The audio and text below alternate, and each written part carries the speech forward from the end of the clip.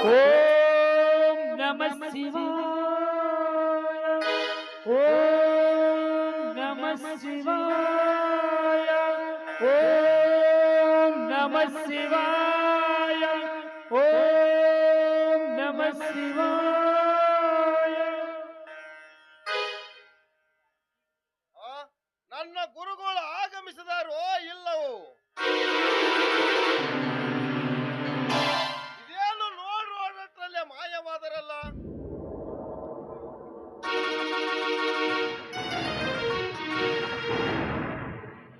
ಅಯ್ಯೋ ಗುರುವೇ, ನೀನಾಡಿದ ಮಾತು ಹಿಂದೆ ನನಗೆ ಅರಿವಾಯ್ತು ಎಲ್ಲವೂ ಅರ್ಥವಾಯ್ತು. ಏನು ಮಾಡಲಿ ಗುರುವೇ, ಎಲ್ಲಿಗೆ ಹೋಗಲಿ? ನೀ ಹಾಕಿದ ಕಟ್ಟಳೆ ಕಡಗಾಡಿಸಿರುವೊಳಗಾಗಿ ನನಗೆ ದ್ರೋಹ ಬಿಗದಂತೆ ಹೋಯ್ತು. ಮರಳಿ ನೋಡಬೇಡಂದು ಮರಳ ತನಕ ಬಿದ್ದು ಮಾರು ಹೋದೆ. ನಾ ಮಾಡಿದ ತಪ್ಪು ಪುನಃ ದರ್ಶನ ಪಾಲಿಸೋ ದೇವಾ.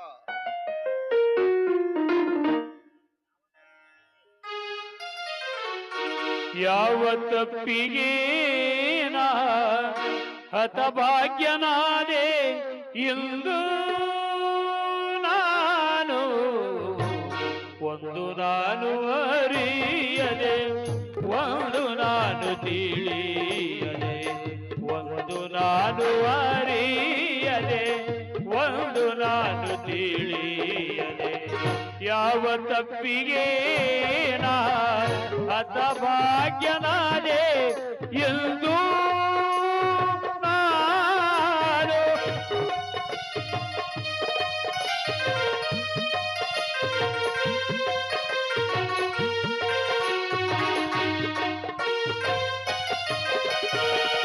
ಗುರು ಕಾಣಲು ಹಿಂದಿರುಗಿ ನೋಡಿದೆ, ಗುರುವಿನ ಕಾಣಲು ಹಿಂದಿರುಗಿ ನೋಡಿದೆ. ಕಂಡು ಕಾಣದಂತೆ ಮಾಯವಾದನು, ಕಂಡು ಕಾಣದಂತೆ ಮಾಯವಾದನು. ಏನು ಹೇಳಲಿ ನಾ, ಏನು ಹೇಳಲಿ ಗುರುವಿನ ಮಹಿಮೆ. ಒಂದು ನಾನು ಅರಿಯದೆ, ಒಂದು ನಾನು ತಿಳಿಯದೆ. ಒಂದು ನಾನು ಅರಿಯದೆ, ಒಂದು ನಾನು ಅರಿಯದೆ. ಒಂದು ನಾನು ಅರಿಯದೆ, ಒಂದು ನಾನು ತಿಳಿಯದೆ. ಧೈರ್ಯಗೆಡಬೇಡ ಸಿದ್ದೇಶ, ಧೈರ್ಯಗೆಡಬೇಡ. ನಿನ್ನ ಗುರು ಆಗೋಕ್ಷರವಾಗಿದ್ದಾನೆಂದು ಭಯ ಪಡಬೇಡ. ನಿನ್ನ ಗುರು ನಿನ್ನ ಬೆಂಬತ್ತಿ ಇದ್ದಾನೆ, ಆದರೆ ನಿನ್ನ ಗುರು ನಿನ್ನ ಕಣ್ಣಿಗೆ ಕಾಣಲಾರೆ. ಗುರುವೇ, ನೀ ಇರುವುದು ಎಲ್ಲಿ? ಮಾಯದ ಮಕ್ಕಣಾಪುರದಲ್ಲಿ ಇರುವನು, ಚಿಂತಿಸಬೇಡ ಸಿದ್ದೇಶ. ಸಮಯ ಬಂದಾಗ ನಿನ್ನಲ್ಲಿ ಬರುವೆ. ನಿನಗೊಂದಾಗುವ ಕಷ್ಟ ನಷ್ಟಗಳಲ್ಲಿ ನಿನ್ನ ಗುರು ಭಾಗಿಯಾಗಲು ಸದಾ ಸಿದ್ಧನಾಗಿದ್ದಾನೆ. ಅಮೋಘಿ ಸಿದ್ದೇಶ, ಚಿಂತೆ ಒಳಗಾಗದೆ ಅಲ್ಲಿಯೇ ನೆಲೆಸು. ಅದೇ ನಿನ್ನ ನಿಹಿತ ಜಾಗದಲ್ಲಿ ನಿನಗೆ ಸಕಲ ಇಷ್ಟು ಪ್ರಾಪ್ತಿಯಾಗಲಿ. ನೆಲೆಸು, ಅದೇ ಸ್ಥಾನದಲ್ಲಿ ನೆಲೆಸು ಸಿದ್ದೇಶ. ನೀನು ಅರಕೆರೆ ಅರಮನೆಯ ಶಿವಸಿದ್ಧನಾಗು. ಅದೇ ನಿನ್ನ ಮೂಲ ವಾಸ್ತು ಸ್ಥಳ, ನಿನ್ನ ಸಿದ್ಧಟಿಗೆ ಸ್ಥಳ ಅದೇ.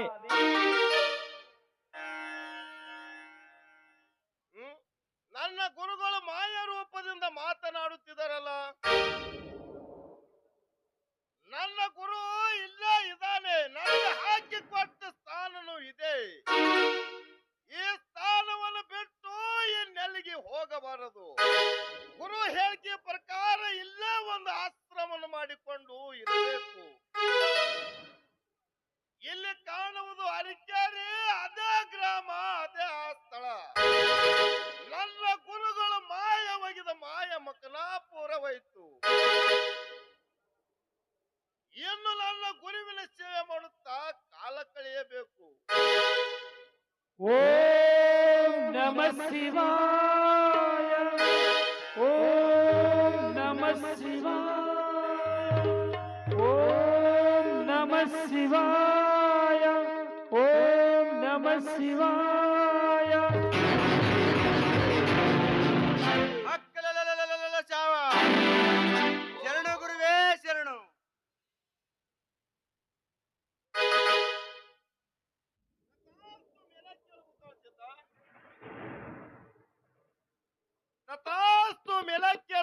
ಸಿದ್ಧ.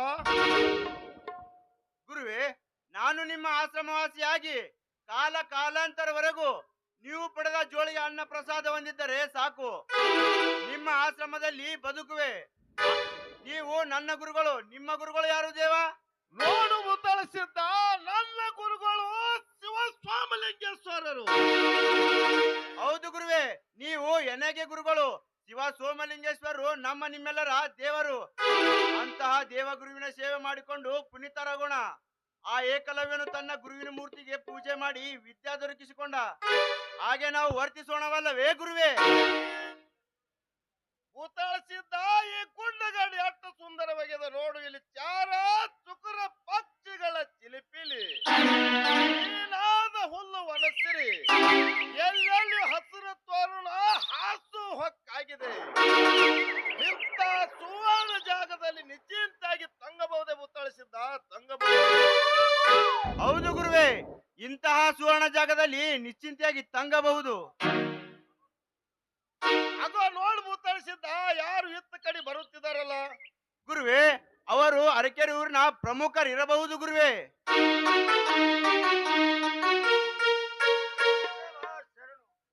ತಥಾಸ್ತ ಮೇಲ ಕೇಳಬೇಕ. ಯಜಮಾನರೇ, ತಾವು ಯಾರು? ತಮ್ಮ ಹೆಸರು, ತಮ್ಮ ಊರು? ಗುರುವೇ, ಇಲ್ಲೇ ಸಮೀಪದಲ್ಲಿ ಅರಿಕೇರಿ ಗ್ರಾಮದಲ್ಲಿ ನನ್ನ ಹೆಸರು ಸಿದ್ದನಗೌಡ ಅನ್ನುತ್ತಾರೆ ಗುರುದೇವ. ತಥಾಸ್ತು ಮೇಲ ಕೇಳಬೇಕ. ಗುರುವೇ, ನಮ್ಮೂರಲ್ಲಿ ಮಹಾತ್ಮರ ಸನ್ನಿಧಾನವೈತೆಂದು ಆತುರ ಪಟ್ಟು ಬಂದಿರುವರು ಗುರುವೇ. ಮಹಾತ್ಮರೇ, ತಮ್ಮ ಸೇವೆಯನ್ನು ಮಾಡಬೇಕೆಂದು ನಾನು ಚಿಕ್ಕ ಮಕ್ಕಳನ್ನಾಗಿ ಕಾಲ ಕಳೆಯುತ್ತಿದ್ದೆ ತಥಾಸ್ತು ಮೇಲ ಕೇಳಬೇಕ. ನಮ್ಮಪ್ಪಗಳಿರ ಇಂದ್ರ ಚಂದ್ರ ಕೋಟ್ಯಾನು ಕೋಟಿ ದೇವತೆಗಳು ಸಮಯದಲ್ಲಿ ವೈಭವದಿಂದ ಇರುವ ನನ್ನ ತಂದೆ ಪರಮೇಶ್ವರ, ತಾಯಿ ಪಾರ್ವತಿ, ತಂದೆ ತಾಯಿಗಳ ಸೇವೆಯಲ್ಲಿ ನಿತ್ಯವೂ ಸೇವೆಯನ್ನು ಗೈಯುತ್ತಿದ್ದೆ. ಮಾನವರಿಗೆ ಆಗುವ ಕಷ್ಟ ನಷ್ಟಗಳೆಲ್ಲ ಪರಿಹಾರ ಕಲ್ಯಾಣಕ್ಕೋಸ್ಕರ ಮಳೆ ಕೆಲವು ಬೆಳೆ ಕೆಲವು ಒಕ್ಕಲಿಗೆ ಮಕ್ಕಳು ಸರ್ವ ಕಷ್ಟದಿಂದ ಸುಖವಾಗಿ ಬಾಳುವಂತೆ ಮಾಡುತ್ತಂದೆ. ಜಾಡಿ ಹೊಂದಿಗೆ ಸುಗಮವಾಗಿ ಸಾಗಲೆಂದು ನನ್ನನ್ನು ಹರಿಸಿ ಕಳುಹಿದರು. ಇನ್ನು ನನ್ನ ವೃತ್ತಾಂತ ಹೇಳುವೆ ಕೇಳರಿ ಗೌಡರೇ.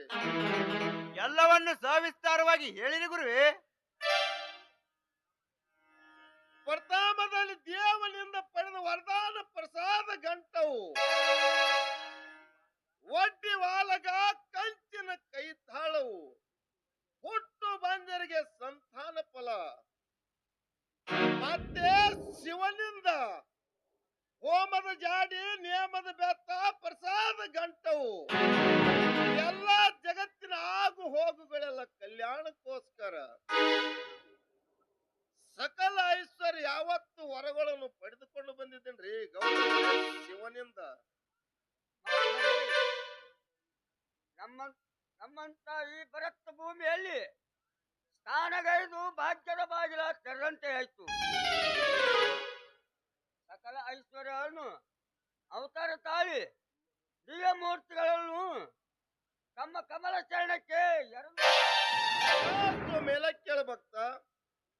ದೇವ, ಊರಲ್ಲಿ ಅದೆಷ್ಟು ಕುರುಡರು, ಕುಂಟರು, ಕಿವುಡರು, ಮಕ್ಕಳೆಂದು ಮನೆಯವರು, ತಾಯಿಯವರು, ಇಂಥ ದೌರ್ಭಾಗ್ಯವನ್ನು ಈ ಯೋಗಿ ದರ್ಶನಕ್ಕೆ ಮಾಡಿಸಿಕೊಡಬೇಕು ಗುರುದೇವ. ಮೇಲೆ ಕೇಳಭಕ್ತ.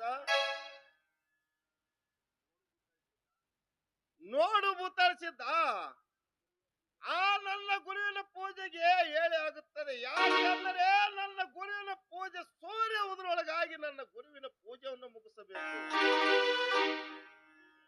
ನನ್ನ ಗುರುವಿನ ಪೂಜೆ ಮಾಡುವಾಗ ಯಾರು ನೋಡಿರಬಾರದು. ತಿಳಿತೇ ಮುತ್ತಳಿಸಿದ್ದ?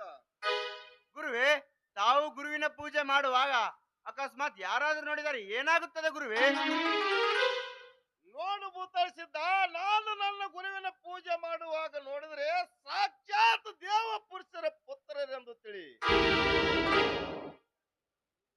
ಭೂತಾಳಿಸಿದ್ದ ಪೂಜೆಗೆ ಹೇಳೇ ಇತ್ತು. ಪೂಜೆ ಮುಗಿಸಿಕೊಂಡು ಬರುವುದರೊಳಗೆ ನಿನ್ನ ಕಾಯಕವನ್ನು ಮುಗಿಸಿಕೊಂಡು ಬಾ ಹೋಗು. ಆಗಲಿ ಗುರುವೇ. ಓಂ ನಮ ಶಿವ.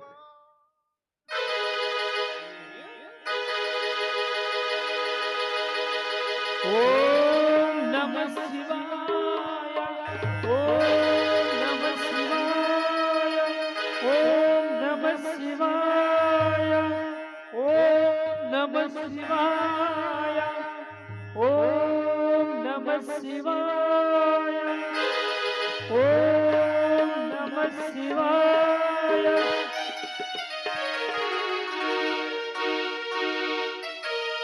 ಮಂಗಲದ ಯೇಸು ದಿನ ಮಧುರವಾಗಲಿ ನಿಲ್ಲಲುವೆ ಈ ಮನೆಯ ನಂದಾದೀಪವಾಗಲಿ.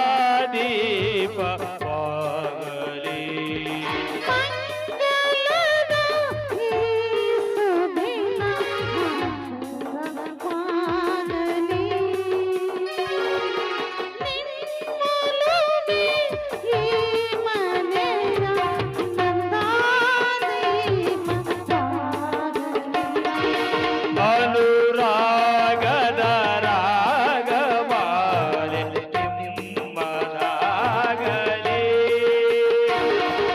ಅಪಶ್ವರದ ಛಾಯವಿಂದು ಕಾಣದಾಗಲಿ ಶ್ರುತಿಯೊಡನೆ ಪರತಾಪದ ಹೀರದಾಗಲಿ ನಿಜ ಜ್ಯೋತಿ ಮೆರೆಯಲಿ.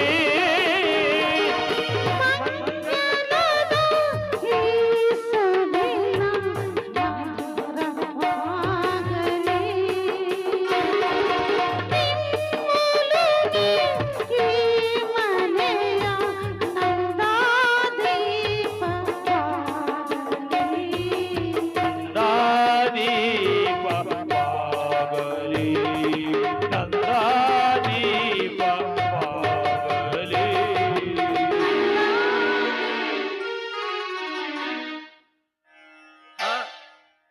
ಇದೇನು ಸೋಜಿಗವಾಯ್ತಲ್ಲ. ಆ ಯತಿಯನ್ನು ಲಿಂಗ ಪೂಜೆ ಮಾಡುವಾಗ ಲಿಂಗ ಮತ್ತು ಆ ಯತಿಯ ಮೇಲೆ ಸೂರ್ಯಕಿರಣ ಗೋಚರವಾಯ್ತಲ್ಲ. ಅವನು ಹೋದ ತಕ್ಷಣವೇ ಕತ್ತಲಾಯ್ತಲ್ಲ. ಇದೆಂತ ಚಮತ್ಕಾರವಾಯ್ತು. ಅರಕೇರಿ ಸೀಮೆ ಬೆಟ್ಟದ ಮೇಲಿರುವ ಅಮೋಘಿ ಸಿದ್ದೇಶ್ವರರು ಇರಬಹುದು. ಅಂತ ಮಹಾತ್ಮರಿರುವುದರಿಂದಲೇ ಈ ನಮ್ಮ ಸ್ಥಾನದಲ್ಲಿ ನೆಲೆಗೆಟ್ಟಿ ಮೆಟ್ಟಿ ನಿಂತು ಕ್ರಾಂತಿಕಾರ್ಯ ಕರಿಕಂಬಳಿ ಧರ್ಮರು ಉದ್ಭವಿಸಿದರಲ್ಲ ಈ ನನ್ನ ಸ್ಥಾನದಲ್ಲಿ.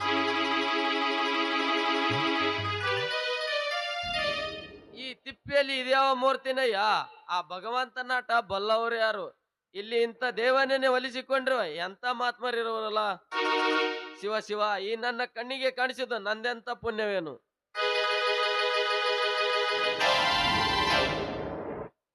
ನಿಲ್ಲು ಮಗಳೇ ನಿಲ್ಲು. ತಾವು ಯಾರು? ನಾನಮ್ಮ ಪದ್ಮಾದೇವಿ. ನೀನೇಕೆ ಬೇಕಸ್ಥಳಗಿರ್ಬಿ ಮಗಳೇ. ನಾನು ಅಮೋಘ ಸಿದ್ದೇಶ್ವರನ ಗುರು ಗುರು ಸೋಮಲಿಂಗನಮ್ಮ. ಗುರು ಸೋಮಲಿಂಗ. ಗುರುವೆ, ಅಂತ ಮಹಾತ್ಮರಾದ ತಾವು ಈ ಕಲ್ಮಸೆ ತುಂಬಿರಿ ತಿಪ್ಪೆಯಲ್ಲಿ ಯಾಕೆ ಕುಳಿತಿರುವೆ? ನಿಮಗೆ ಬೇಕಾದಲ್ಲಿ ಉತ್ತಮ ಜಾಗ ಹುಡುಕಿ ಕೊಡುವೆ, ತಿಳಿತೇ ಗುರುವೆ? ಪದ್ಮಾದೇವಿ, ಇದು ತಿಪ್ಪಿ ಅಲ್ಲಮ್ಮ. ಈ ಸ್ಥಳ ದೇವರಿರುವುದು ಉಪ್ಪರಿಗೆ. ಕಾಲಕ್ರಮವಾಗಿ ಉಪ್ಪರಿಗೆ ನೆನೆಸಿ ತಿಪ್ಪಿಯಾಗಿದೆ. ಅಷ್ಟೇ ಇರಲಿ ಪದ್ಮಾದೇವಿ, ಇದೀಗ ಪೂಜೆ ಮುಗಿಸಿಕೊಂಡು ಹೋದರಲ್ಲ ಅವರು ನನ್ನ ಶಿಷ್ಯಮ್ಮ, ನನ್ನ ಶಿಷ್ಯ. ಆತನು ಕೈಲಾಸದಿಂದ ಮರ್ತ ಲೋಕಕ್ಕೆ ಬಂದಿದ್ದಾನೆ. ಆತನ ಕಲ್ಯಾಣಗೋಸ್ಕರ ಅವನ ಹಿಂದೆ ಗುರುವಾಗಿ ನಾನು ಬಂದಿದ್ದೇನೆ. ಆದರೆ ಇಲ್ಲಿ ನಾನು ಆತನಿಗೆ ಮುಖ ತೋರಿಸದೆ ಮಾಯದಿಂದ ಕಾಲ ಕಳೆಯುತ್ತಿದ್ದೇನೆ. ನೋಡು ಪದ್ಮಾದೇವಿ, ಅವರು ಅಲ್ಲಿ ಅರಕೆರೆ ಸೀಮೆಯಲ್ಲಿರುವಂತ ಗುಡ್ಡದಲ್ಲಿ ವಾಸಿಸುತ್ತಿದ್ದಾರೆ. ನೋಡು ಪದ್ಮಾದೇವಿ, ಈ ಕಾಲಾನುಸಾರವಾಗಿ ಈ ಲೋಕ ಕಲ್ಯಾಣಕ್ಕಾಗಿ ಈ ಜಗವುದ್ಧಾರ ಉದ್ಧಾರಕ್ಕಾಗಿ ಸೃಷ್ಟಿಕರ್ತ ಶ್ರೀ ಅಮೋಘ ಸಿದ್ದೇಶನ ಬಾಳಲ್ಲಿ ಒಂದು ಮಾತ್ಮಪೂರ್ವಕ ಸನ್ನಿವೇಶ ತಂದು ಒಡ್ಡಿದ್ದೇನೆ. ಅದ್ಯಾವುದಂದರೆ ಆತನನ್ನು ಸಂಸಾರಿಯಾಗಿ ಬಾಳಬೇಕಿದೆ ಈ ಲೋಕದಲ್ಲಿ. ಆ ನಾಗರಾಯನ ಮಗಳಾದ ಪದ್ಮದೇವಿ ಆದ ನೀರೇ ಅಮೋಘ ಸಿದ್ದೇಶನ ಧರ್ಮ ಪತ್ನಿಯಾಗಿ ಲೋಕ ಕಲ್ಯಾಣ ಬೆಸಗಬೇಕು, ತಿಳಿತೇ ತಾಯಿ? ಆಗಲಿ ಗುರುದೇವ, ನಿಮ್ ಹೇಳಿಕೆಯಂತೆ ನಡೆದುಕೊಳ್ಳುತ್ತೇನೆ. ನೋಡಮ್ಮ, ನಿಮ್ಮ ತಂದೆ ಧನಿಕರು ನಮ್ಮಂತ ಸನ್ಯಾಸಿಗಳಿಗೆ ನಿನ್ನನ್ನು ದಾರಿ ಎರೆದುಕೊಡಲು ನಿರಾಕರಿಸಿದರೆ? ಗುರುದೇವ, ಆಕಾಶದಲ್ಲಿ ಬೆಂಕಿಯ ಮಳೆಯ ಸುರಿದರು, ಈ ನಾನು ಮೆಟ್ಟುವ ಭೂಮಿ ಬಾಯಿ ಬಿಟ್ಟರು, ನಾನು ಮಾತ್ರ ನನ್ನ ಹಠ ಬಿಡಲಾರೇನು ಗುರುದೇವ, ಬಿಡಲಾರೇನು. ನನ್ನನ್ನು ಆಶೀರ್ವಾದಿಸು ಗುರುದೇವ. ನೀವು ಹೋಗಿ ಬರಮ್ಮ, ನಿನಗೆ ಮಂಗಲವಾಗಲಿ.